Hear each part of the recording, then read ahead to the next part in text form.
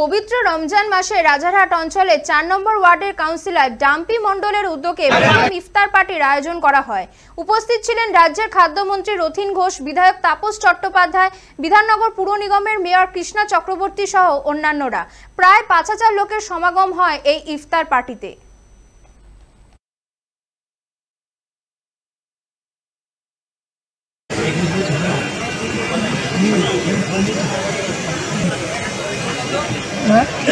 এবং এই রমজান মাসে রোজা শেষে যে ইফতার হয় সেখানে আমরা আসি।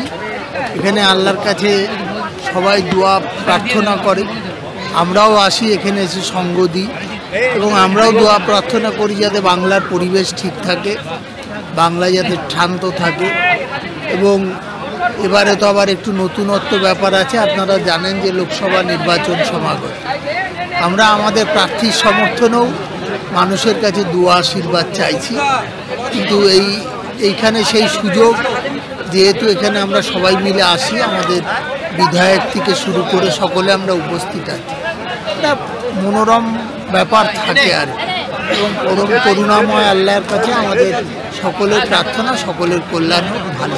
আমাদের এই অঞ্চলটার প্রথা সারা নিউ টাউন বিধানসভাতেই, পার্টিকুলার নারায়ণপুর অঞ্চল, আমাদের এই 5টা ওয়ার্ডের কালচার কৃষ্টি হচ্ছে, সমস্ত উৎসবে আমরা অংশগ্রহণ করি। আমাদের মুখ্যমন্ত্রী কথা ধর্ম তোমার ধর্ম উৎসব সবার সম্প্রীতি রক্ষা করার জন্য ইফতার দেখুন সব ধর্ম অন্য মানুষের সমস্ত মানুষ